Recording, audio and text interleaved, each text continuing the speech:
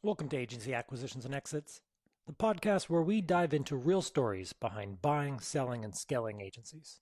I'm your host, Peter Lang. Today's guest is Dom Hawes, Group CEO of Selbey Anderson, a UK-based agency group with a distinct approach to M&A. Dom started like many of us by running his own agency, but instead of scaling one brand, he transitioned into building a portfolio backed by family office capital. In this episode, we talk about what's happening in the markets, these big shifts, agencies and acquisitions having some levels of stalling. In this episode, we talk about what happens when markets shift, acquisitions stall, and the adrenaline of deal making gets replaced by the grind of operations.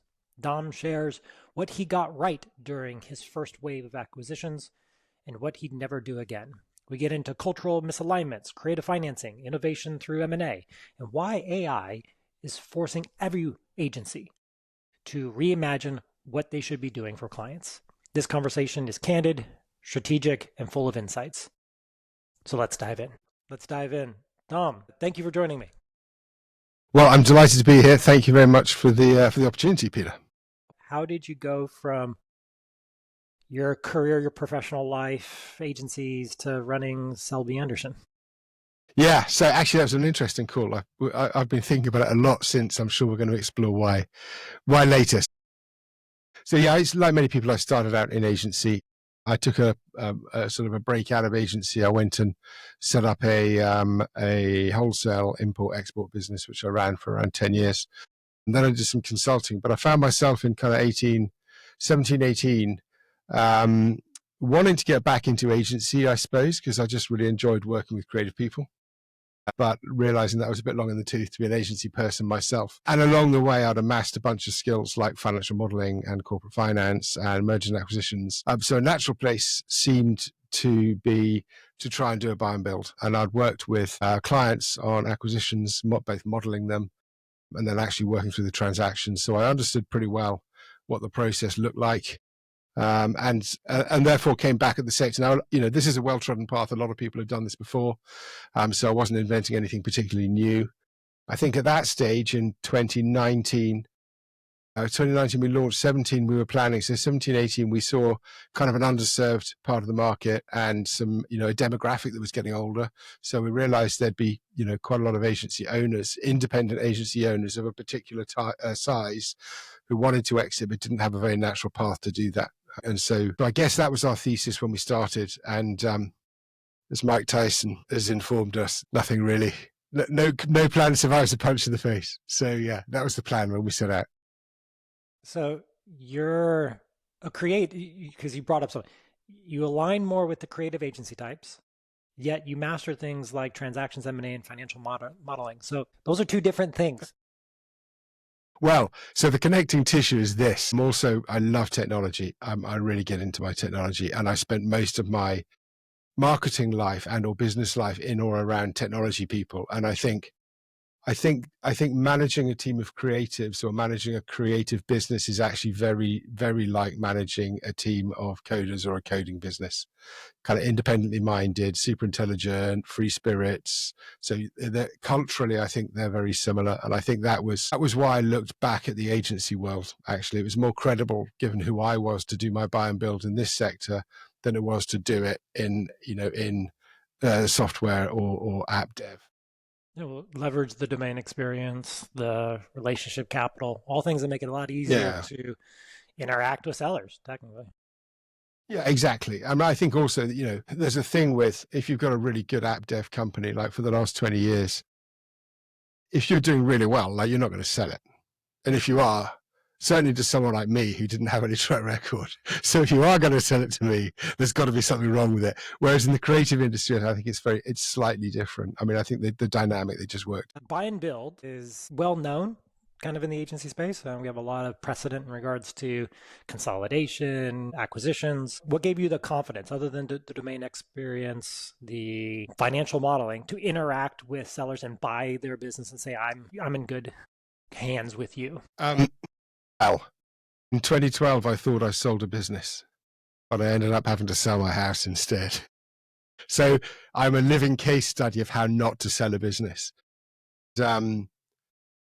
I even wrote a chapter of a book about it. But I was able to take, I'm joking apart, I was able to take a lot of the learnings from having been on the receiving end of what is a really bad way of doing things.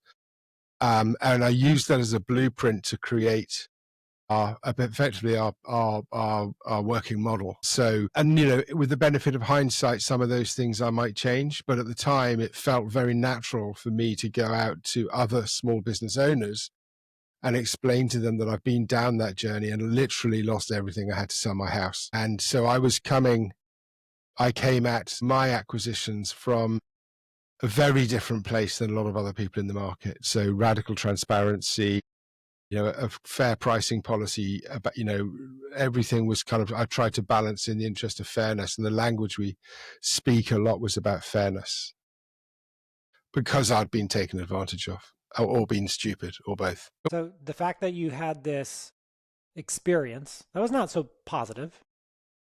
No. What did it inform in the deal structure and the promise you made to do the first deal? Because to start a buy and build, that first deal gets treated a little bit differently than the rest.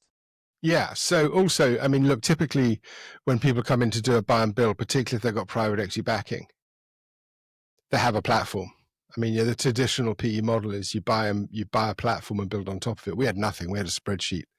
So the first trade is a lot more difficult because there's no reputation, there's nothing. So in terms of the promise, there's an easy way of acquiring businesses or making it easy for people to make that emotional decision to sell their business. But that often piles up trouble for you later down the line. So the easy one is to say, well, certainly when we started, and it was a different economic climate then too. So the easy one was we buy in cash. If we buy your business, we pay you cash. Now we're going to defer some of that because we're going to finance it and we're going to make sure that it's well balanced, and we're paying you effectively a multiple of your EBIT, so that, which is based on the amount of future earnings we will get from the business. And therefore we'll pay you a certain amount now and we'll pay you the rest over a couple of years. And we'll make sure that there's a fair balance and give you the opportunity to maximize your earn out because we want to inherit a better agency. But what we pay you will be cash. So we're not offering you all paper or part paper or a little bit of paper or something in a private company that you never know when you're going to get value. You get cash. So that was the first one. The second one was that your name stays above the door. Certainly will give you a chance for your name to stay above the door. So we created in our model 3 types of agency. Incubation agencies, so because we started a couple. Development agencies, those people who hadn't yet reached scale, and what we were calling foundation agencies. So foundation agency, the name stayed above the door, and it became a vehicle that we would then use as a platform to bolt on. And a development agency, if it didn't make it to foundation status, would at some stage be a target to be merged into something else. So we gave everybody, again, a fair crack of the whip and a growth plan to say, if you want the name to stay above the door, if this is important to you, then this is how you must perform. And the final piece was, agencies are, certainly independent agencies are very fiercely protective of their culture and their way of doing things. And certainly for the duration of the earn-out, but possibly beyond, we had no interest in changing that. So when I sold my company, for example, the first thing that the new owners did was fire my board. So suddenly we had a board of people who didn't know the business. I mean, including me, I was removed from the board of that company. So you had a board who didn't know what they were doing. And so they said, well, it doesn't make sense. We'll just close that. This doesn't make sense. So they started changing a load of stuff. And we just didn't think that made sense, right? You buy a business because it's working well. So you buy it and then you leave it to work well, certainly for the duration of the earn-out. And at the end of the earn-out, you can have a conversation about, like, how are we going to change this business? Do we need to merge it? Do we need to harmonize platforms? All that kind of stuff. So those 3 things, I think, talking about cash, the name staying above the door and not interfering with culture or the secret sauce of the agency, being very clear this was a commitment. This wasn't, we'll say we'll do this, but then as soon as we own you, we'll do something different. Made it, I wouldn't say easy, but it smoothed the path to transaction.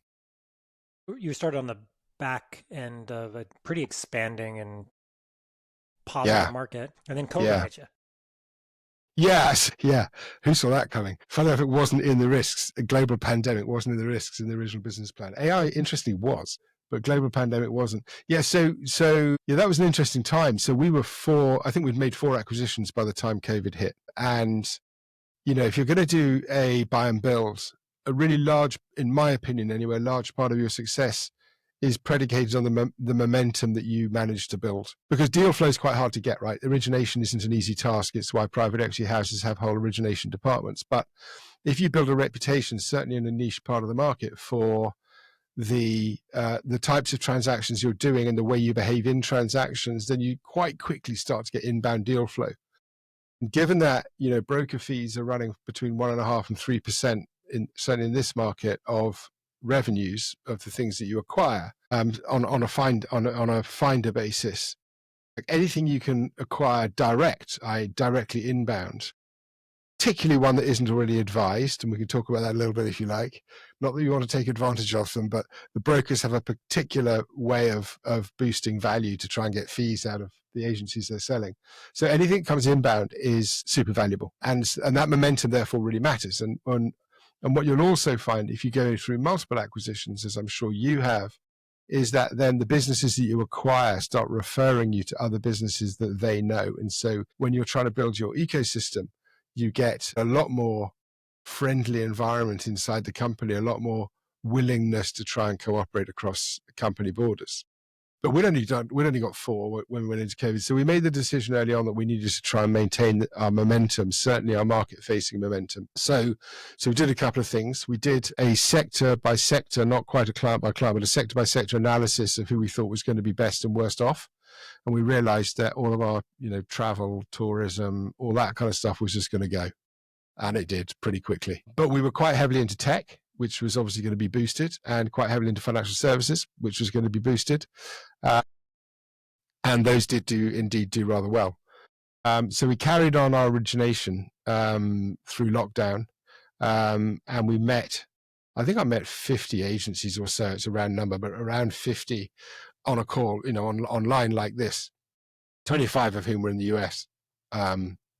And 25 in the UK, trying to line up candidates for acquisition, but we wouldn't acquire anyone unless we could sit across the table from them and meet them face to face. So we didn't do any online acquisitions, as it were. Well, I think you can, right? Depending on who you reached out to. Yeah. But looking at the whites of eyes of people was really important. But also, this is something that I learned. It was a serendipitous thing. It wasn't necessarily conscious, but there's one agency in particular that we bought, and it was located outside London in a different district or different part of the UK, and that was in a red zone. Like, they zoned our country, and if you're in a red zone, that basically meant highly infectious. Don't go, don't leave. Like, nothing happens in a red zone. And the agency we were trying to buy was in a red zone. And so I said to the founders of that business, I'm allowed to meet you for a walk on the beach.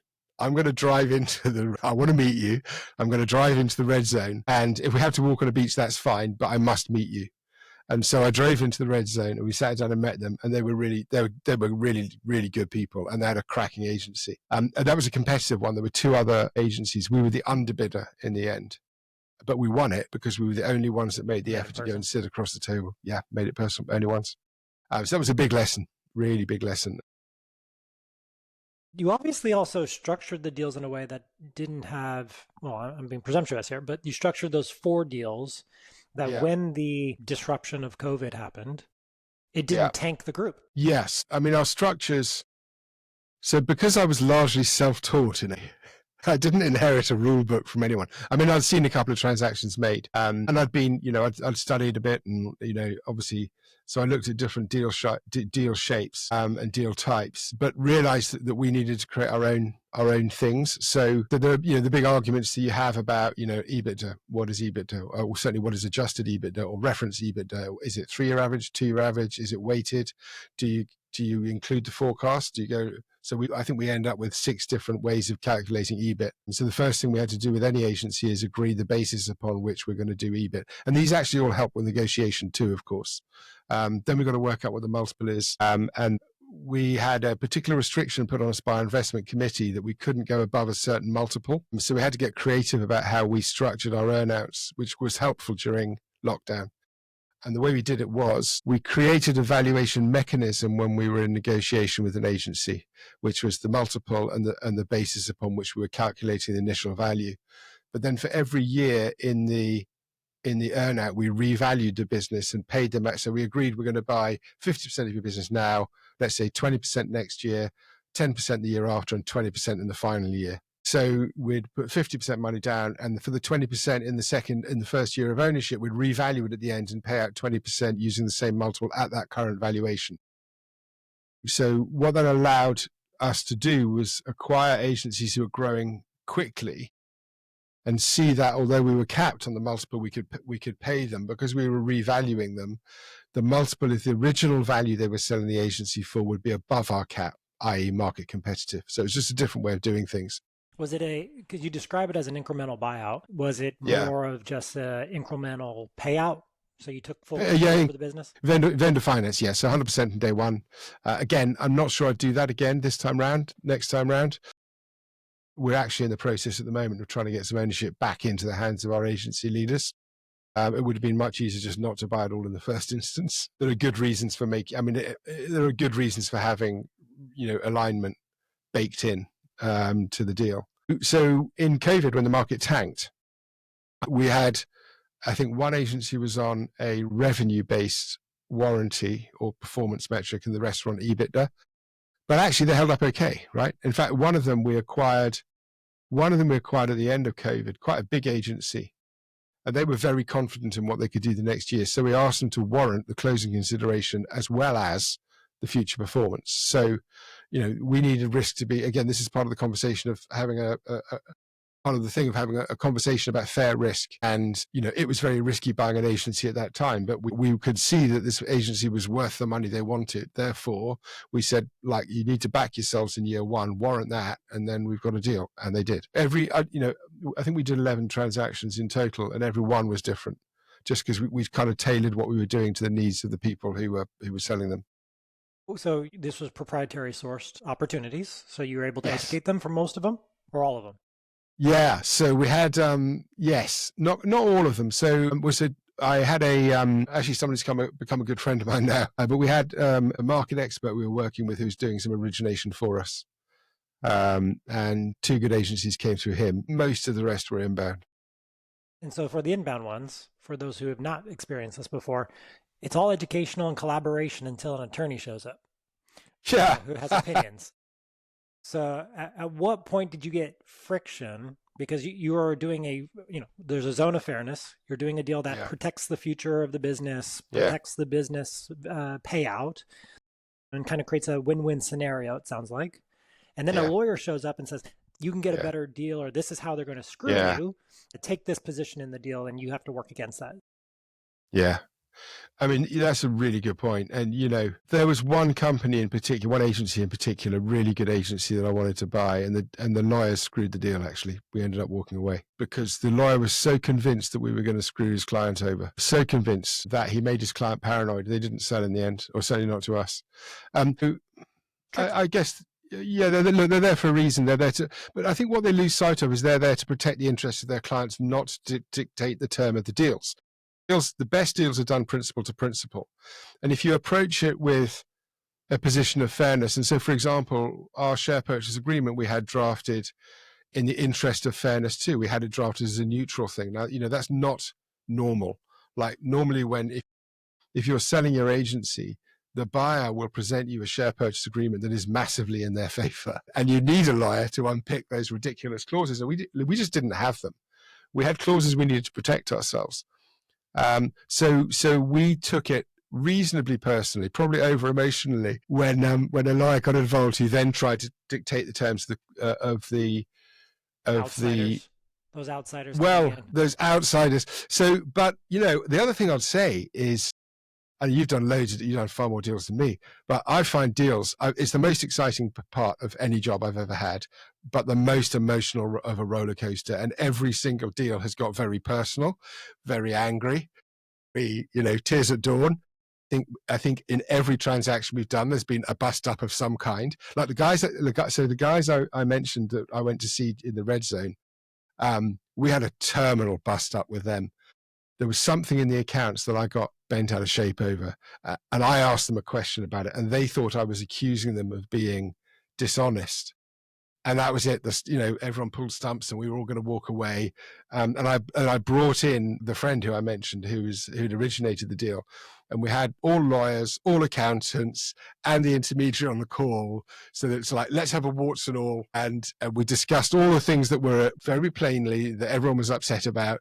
And at the end of the call, it was like, okay, so we can do the deal then. And I had to apologize if I didn't, but every deal got like that. Some of them, like one of them, I walked away 3 times, literally, like, I'm done. I'm away. I don't want to talk to you ever again. You're all idiots. I'm not interested. And then eventually you'd get a phone call and be an intermediary go, well, they've reconsidered. But always, that's caused not by the principal. It was caused by the lawyer or the accountant every single time. Yeah. It's a fine line between negotiating with an unsophisticated seller who doesn't have a background in M&A, and them appropriately seeking counsel to make a serious decision about the future of their business and their life, and that person not having experience in the industry playing a factor, or coming very late to the party. Yeah, and I think also a lot of founders don't think they can push back on their lawyer, and sometimes you don't want to, right? So, the deal I did that lost me my house, my lawyer advised me not to do. Should have listened. But I think, again, as long as everyone's got good intent, because the flip side is, I've met some really good lawyers. Like one of the deals we did, the lawyer on the other side was like by far the best lawyer we came across on our travels. And he put some clauses, some very thoughtful clauses in for his clients that just gave them extra levels of protection that no one else had thought about, which made the deal go through. And so, from an acquirer's point of view, sometimes if you've got a lawyer like that who can help smooth things by understanding the emotional situation of his or her clients and then creating some clauses to take their fear away, that can be a very helpful thing. Yeah, but unfortunately, the deal. Yeah, most lawyers, in my experience, most lawyers aren't. Certainly at the level I was at. So we're doing small cap, and at that stage, people are going to a local attorney, not a bigger firm. 11 transactions in, what in the model shifted from the original thesis, what you brought in, the family office to back? Because the model can take you pretty far. Yeah. But anything material change? Yeah, definitely. So first off, we started looking at bigger companies quite quickly. And you've emphasized this before, so maybe touch on that. Yeah. So when we started, we saw the underserved bit being really quite small agencies, like 7 to 15 people, something like that. There's a level beyond which it's a job, not an agency, right? So under 7 people. Don't want to be rude to anyone listening to this, but you need to know if you're buying something and the principal leaves that the agency isn't going to die. And we thought that was 7, and it wasn't. That's about 12 to 15. And also, the received wisdom, I really hate received wisdom. And the received wisdom is that, it's just as expensive to do a small deal as it is to do a big deal. Actually, that's patently untrue. It's just not true. Yes, it costs money to do small deals. Proportionately, it costs more probably to do a small deal than it does to do a big deal, proportionally, depending on how much due diligence you're doing. But the small deals were almost without exception the highest risk ones that we did. And of the failures, like the complete failures, and we have 2, both were very small. Whereas the bigger agencies, they're just that much more resilient. So towards the end, we stopped. Well, also, look, by the end, we had our momentum, we had our reputation, like the caliber and the quality of agency we were able to talk to was a lot higher. And therefore, I think we then had confidence to deploy more money to buy those kinds of agencies. So one was about scale.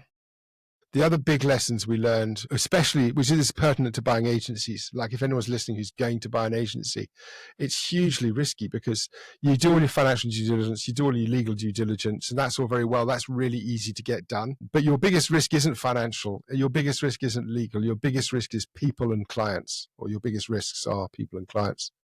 So, and often it's really hard to do due diligence on that because the people that you're buying won't want to tell their teams that they're selling, so otherwise they'll all jump ship. Well, in that market they would. In this market, no one's jumping ship necessarily unless they've got a really good thing to go to. But certainly then, people didn't want to tell them. And actually, we'd kind of encourage people when we're at a stage to say, not socializing this idea with your team. So what we did was we worked out a way of bringing in some external consultants to run a day's workshop. So they got a strategy workshop for their senior leadership team to think about the future. And we would get a report on the people, the management style, the communication style, and the individuals. So we could understand what management team we were buying. And that worked really well. And then we did the same thing with clients by using an external reviewing agency who specialize in creative services. So again, it would be pitched by the agency owner as, here is an initiative that we're doing to try and understand what our customers are thinking. It's just we'd get the report as well as them. So we'd be able to see like which clients are rock solid, which ones aren't. And it's never perfect, but it allowed us to tick a couple of boxes when we started buying bigger businesses that, everything was okay. And all the normal metrics, like, for us, our concentration risk appetite doesn't go much above 18 to 19%. So we had all the normal kind of financial metrics that we'd have, but we also wanted some qualitative stuff. We wanted someone to speak to real customers and find out what they thought about the agency and its services. Before I change the subject into something that is your current state, because you're highlighting discount factors, risks within the business that you're comfortable with, how did you measure the risk within the owner's involvement, either in the client side or in business development? But the risk in terms of the owner not being there one day, or not being there, or a disproportionate amount of the performance of the business being on someone who maybe won't be able to do that at scale or be the right fit in the future. Well, that's really hard. I mean, I think the other thing is, this is going to sound really obvious, but you get what you buy.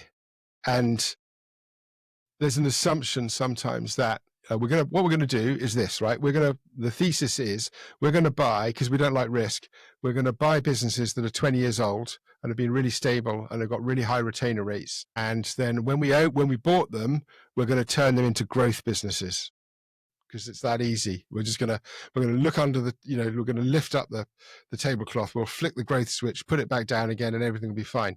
Like if you buy a company that's been plateauing for 20 years, don't be surprised if it plateaus under ownership. So I think understanding the owners is really hard. The only way I found of doing that was spending a lot of time with them, pre-transactions. So, I want to get to know them really quite well and understand what their motivations are. And, we developed, different categories. So there were obvious retirers, right? They're 60, 65 years old. They've run the agency for 20 years. They're knackered or whatever. They don't want to carry on. They're open about the fact they want to leave. Hopefully, like if they've had a broker, they'll say, no, I want to stay on for another 15 years, because that's what every broker tells them they need to say. But actually, it's much better to be honest, because then we can make plans. So we've got a bunch of people who say, I want to stay in the agency, but I don't want to stay in it. We had a couple who said, I own the agency, but I don't work in it.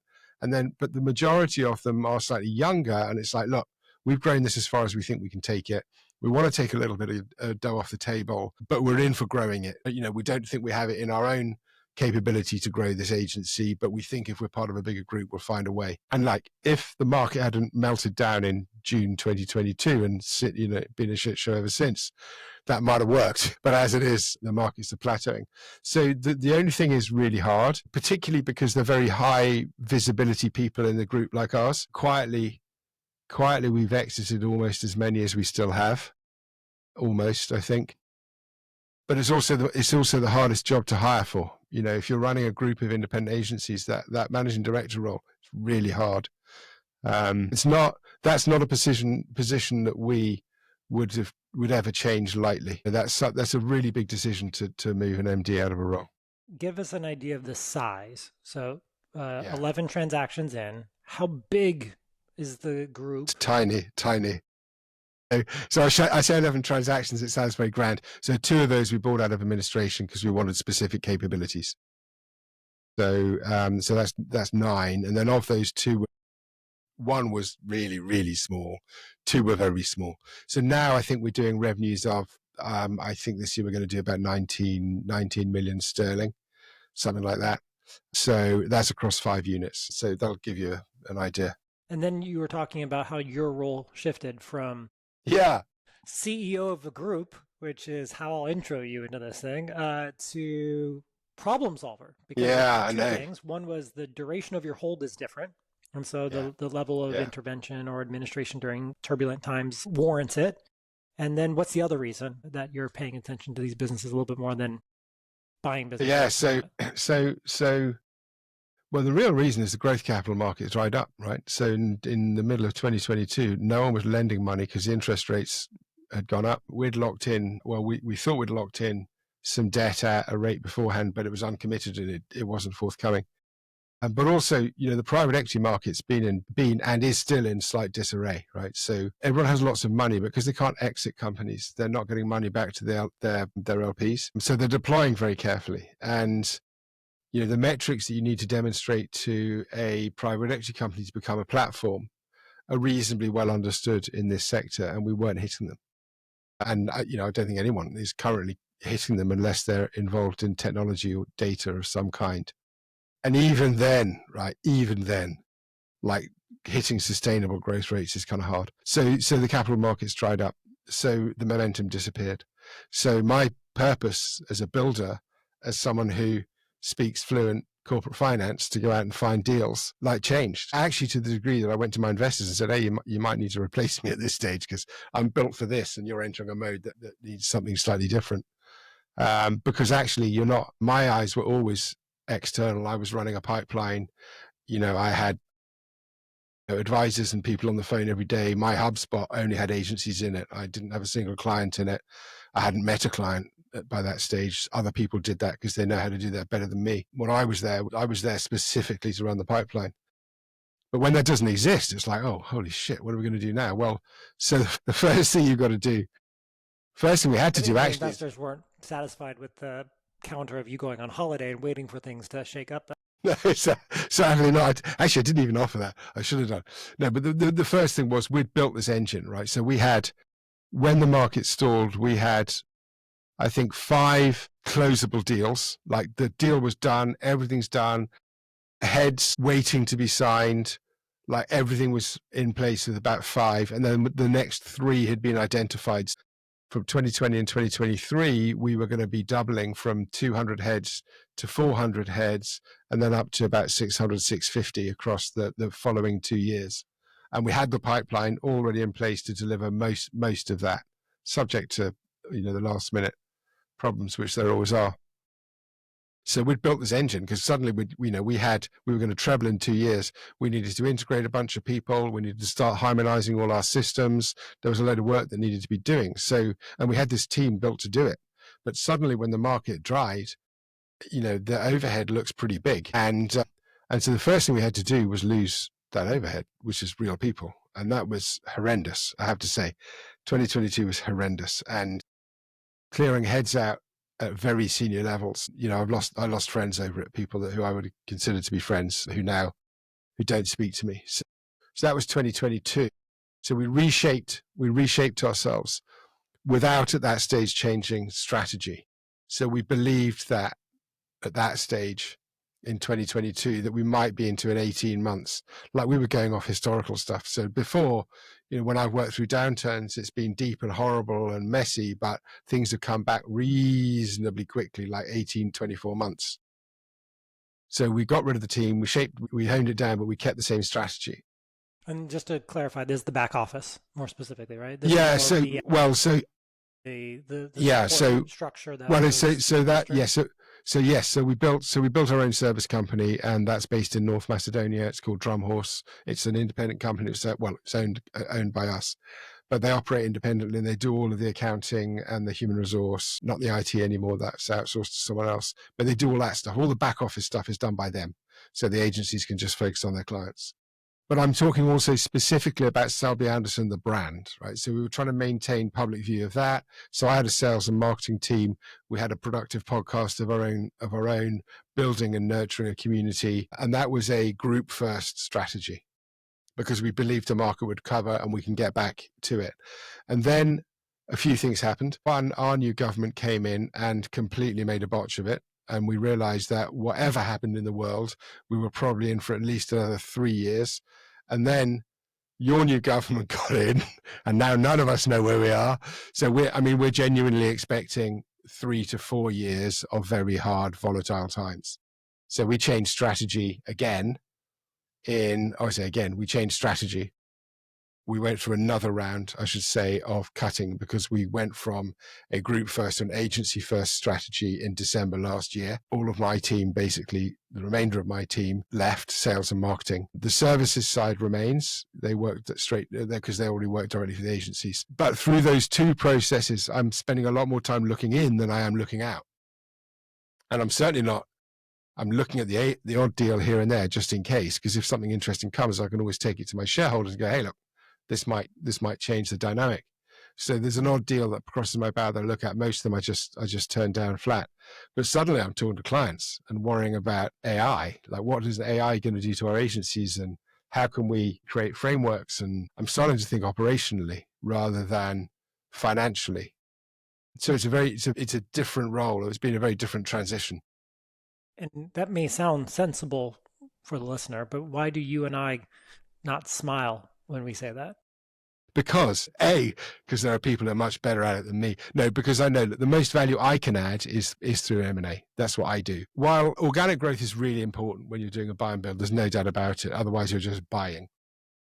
But if all you're doing is trying to grow by organic growth, it takes a very long time. It's not risk-free. And there are charlatans around every corner that give agency owners advice like, don't try and win new clients. It's much easier to win business from people you already know. So focus all your efforts there. And what we know is you actually got to have both. You've got to have both.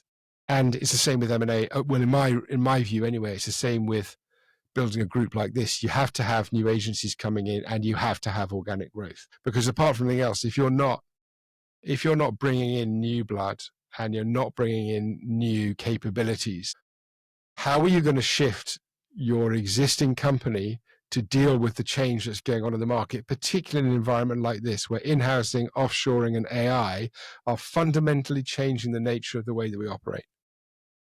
So, we have divested one agency now. We sold one very, very recently. It was only because it was subscale. But like a group like ours, if we're going to move with the times, we need to move capability too. And the quickest way to do that is to buy it. If you were to do a hypothetical with me, so we can keep it in bounds of safety here. If you were to divest everything and start fresh, what would you do as first order principle, building out this new group? Yeah, I'd choose my technology first, actually. Which isn't I thought about this because we didn't quite touch on that question when we had our pre-call, but we did discuss the concept of just selling everything, start again, which would be messy. But if we did, as a hypothetical, I think I would start from a technology point of view, because I think that's so important in the market where it is right now, and anyone I acquired would need to subscribe to the platforms and the technological view. It's not necessarily a specific technology, maybe, but a view of where technology sits and how we use it. I mean, it's an ideological thing. And the other thing I would say right now is I wouldn't necessarily be buying creative agencies right now if I was to start again. I think not because I don't like the sector. I think the sector's fine, and not because I think it's going to get killed by AI. Bits of it will, but most of it will survive. I just think that if I was going to do it again, like I mentioned this right at the top of the show, where you come in and you make it easy for people to sell, which if you're starting from a zero base is essential, because otherwise just no one's going to sell to you. But if I was to do it again, assuming people could remember who the hell I am and who we are as a company, I'd build one brand from the start. So one technology platform, one brand, one ethos, one belief. And that's what I want people to buy into, because it's great to have the diversity within a sort of a group of independent agencies, but it just makes getting things done much harder. Whereas if you want to move at pace, particularly if I'm going to define myself as more of a corporate finance led person than I am an agency led person, what I really want to do is I want to build something that's going to perform, something that's going to outperform. And, I see deal cycles in 3 to 5 year timeframes. So I need to build really fast something I can sell or refinance again in 3 years' time to take it on to the next level.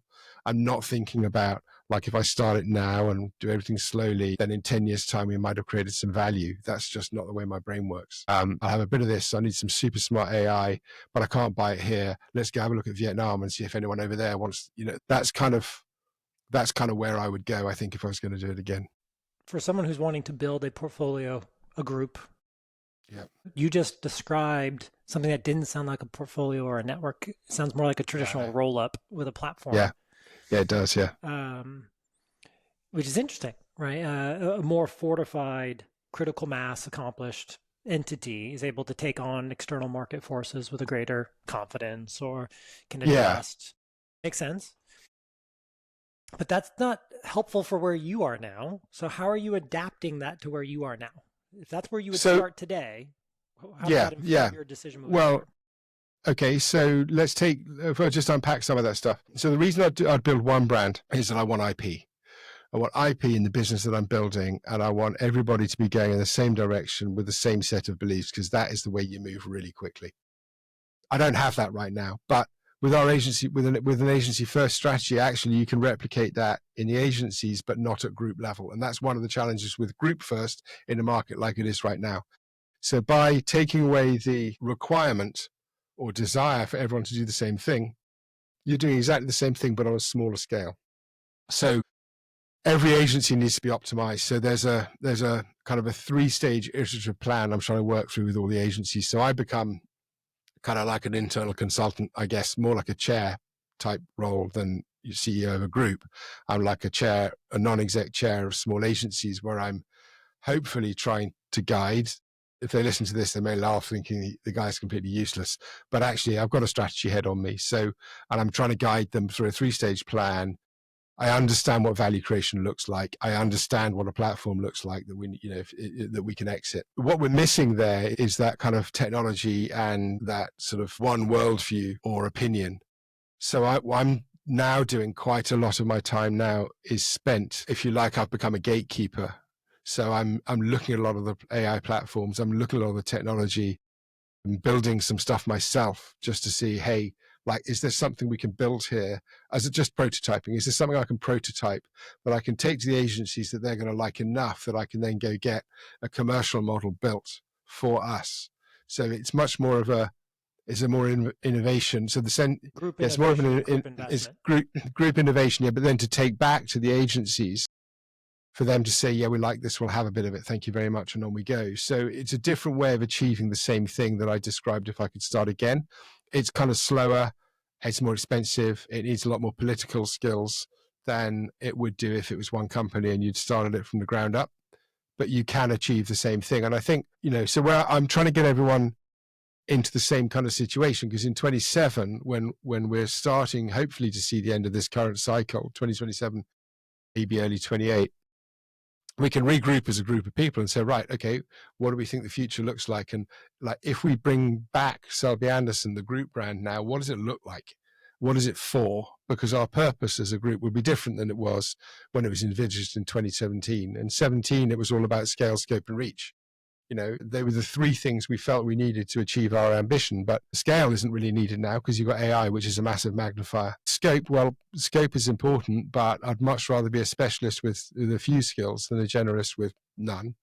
And reach, again, reach is kind of important, but it doesn't have to be done in the traditional way. So we don't need to build an organization of 5,000 people to be able to do the work we want to do. We can probably do it with 500. That's just the way the world is. So the vision that we had in 17 isn't fit for purpose now anyway.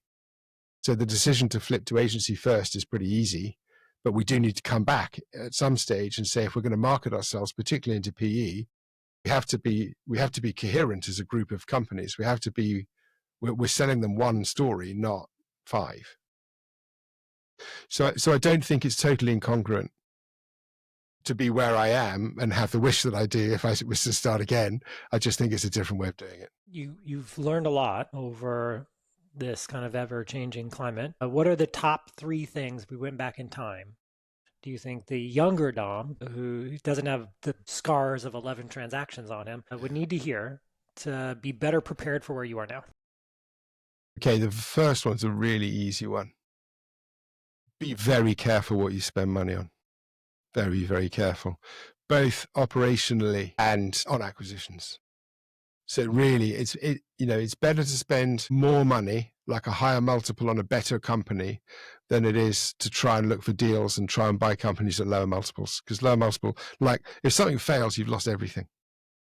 Whereas you buy something that's quality, it might have a hiccup, but it will rebound. So be very careful what you spend. And like every single pound or dollar or euro that you spend on other stuff is something you can't spend on acquisitions. And actually the way you create value is getting acquisitions through the door. So that's one. Two is I would be a lot cuter with my business models now, with my transaction models along the same lines. You want to preserve as much cash as possible, because the more you can make your treasury go, the more value you will create, the better exit you will get. And there are other ways, of course, of financing deals that actually I look forward to at some stage to learning from you, Peter. But there are other ways of financing, other ways of doing deals. So I went out with a response to the market I saw, which was a lot of people who'd had options in .com and thereafter, because in 17, 18, since the 08, 09, 10 downturn, from 12 onwards, it had been a rising market. Expanding market, yeah. Yeah, and there were a lot of people who'd had options and still hadn't seen any value in them. So buying with paper was slightly discredited. But actually, I think buying with cash is not necessarily the best way for any party to go, and certainly not buying 100%. So the first two are both, I guess, related. And the third one is that, if I was doing it again, I think you need to be very explicit when you acquire a company what the rules are post-acquisition. Like, what are the things you have to sign up for? Like, do I need to use you will have to use my accountants. You will have to use my accounting package. You will have to do this. If you don't like it, don't come in. But if you do come in, we won't, there's no resistance to it. I think we were too far in the opposite direction. And it's just created inefficiencies, actually, because you end up having to, like our team in Macedonia now that does our accounting are running 3 different accounting platforms. So it just makes it harder, It makes it hard to create the change that you're needing to make at this time.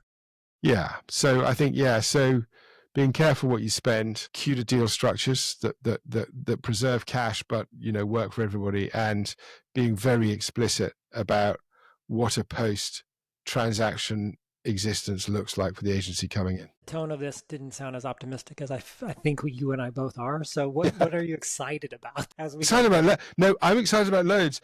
I think it's inevitable. If you ask someone what 3 things have you learned, I'm just going to think back to my biggest mistakes.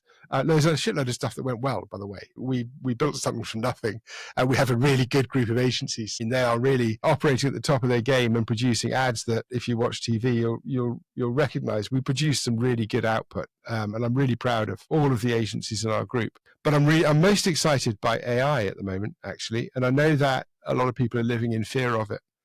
And I've seen some remarkable models. We're in the early days, right? We're in very, very early days, and there aren't that many generative models at the moment that are good enough. But God, they're getting better all the time. And I think, if you look at what's happened to agency and I'm going to sound like an agency person now, but if you look at what's happened to agency over the last 20 years, and marketers generally, that marketers have gone from being like the commercial people. I'm talking about B2B specifically rather than consumer, because consumers still have it, but they controlled all of the 4 Ps. They were all over their product and their pricing and their routes to market. And there were commercial people that helped companies commercialize innovations. They knew customers, they understood the market, demographics, all that kind of stuff. But over the last 20 years, digital marketing has turned all of us into kind of data junkie, short-term communicators. And other people have taken the interesting bits of our job off us. And agencies have responded like, what the hell is a content agency? I just don't even know. Like, I don't know what that is. Anyway, I'm a dinosaur. But the reason I'm excited about AI is I think it's going to help marketers redefine that the commercial nature of their role. Because I think it's going to put a lot more control back in their hands. And they may not be called marketers, by the way. It might not be the CMO that does it anymore, but they're going to be doing marketing anyway. It's still marketing. But I'm really excited at the speed these things are developing. I still see a role. I mean, there's still a role for good strategy. There's still a role for good creative. We're kind of our own policy at the moment that we're working on at the moment is only 2 roles for AI at the moment. There's generated with human assistance for our high volume, low value work. And there's human generated with AI assistance for our high value, low volume work.